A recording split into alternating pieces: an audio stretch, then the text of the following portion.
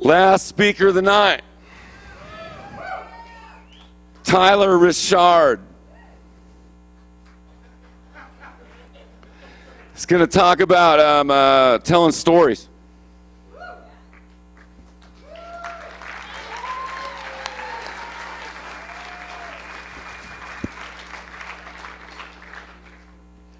Yesterday, Justin said I'm going last, so I shouldn't suck. Okay, so when I was a little kid, I played with action figures a lot, and my friend Dylan and I, one of the things that was the most fun about when we got together was we would come up with really great stories for why the good guys and the bad guys were fighting. And you know, in the past couple of years, not a lot has changed. I still play with a lot of the same toys. I will soon get my Star Wars Lego collection up in my new office, and I still think that there's a huge power in stories. And we've heard people talk about stories a lot, so we know that this is not just something unique to Tyler. Throughout human history, we have used stories to talk about the how and when of important events, and we have talked about heroes and villains and victories and defeat.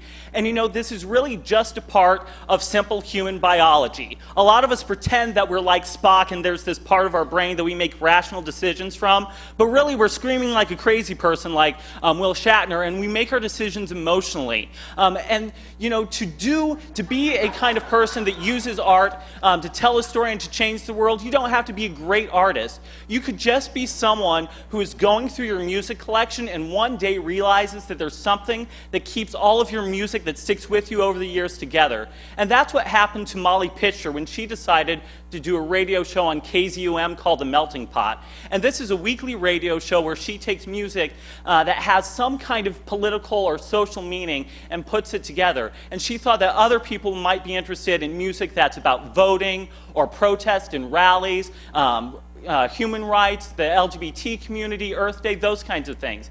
And if you have a passion about a particular kind of music or think that the airwaves are missing a certain conversation, I would encourage you to get in touch with KZUM and be a community radio. I'm glad a lot of people are excited about that. There's also, you don't even have to be someone that has a passion for art to use art to make a difference. The next project I'm going to talk about started on Facebook. Jody was a mom who lost her daughter to a senseless act of domestic violence, and she wanted to make sure that no one forgot about what happened to her daughter. And playwright Becky Key Boson here in Lincoln one day came across this Facebook page, and she decided to write a play called In My Daughter's Name, not only about Jody's experience and her daughter's experience, but also what it was like to get to know this family and get to be a part of their lives. And this play brought together community organizations so that people not only heard the story, but knew what resources we had here in Lincoln to deal with domestic violence. And I would encourage you to also check out the Angels Theater Company's productions, which In My Daughter's Name was one of theirs, and to learn about those. Okay, I'm losing time. This slide. I love elephants, so I had to put this one in. The UNL Community Art Project is awesome because it brings together two unique groups of people. It brings together college art students and youth in our community, and they work to make collaborative projects that aren't just about themselves, but are about the community that they're involved with. And one of the things that I really appreciate about learning this project is they not only go to schools, but they also go to community organizations that work with youth that have autism, and you can't see it up there, but if you go to on.fb/UNL Community Arts, you can see other great pictures of little kids and elephants and artsy things. I encourage you to check that out. Now, I do have some homework for you, and since I'm the last speaker, I really get to make this happen for you. I want you to tell a story.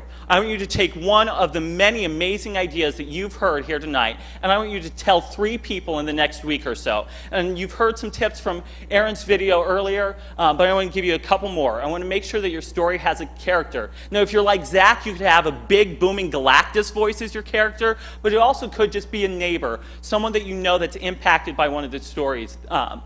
Clover did a great job of setting a scene, telling us what it would look like if we didn't have nonprofits in our world. And I encourage you to not just think about what the numbers are behind the story, but also think about what this world would look like with that particular idea. And finally, connect it to a theme like Mark did, because everyone loves Scooby-Doo. So if we know that the Mystery Machine is awesome, everyone's going to be able to connect to that.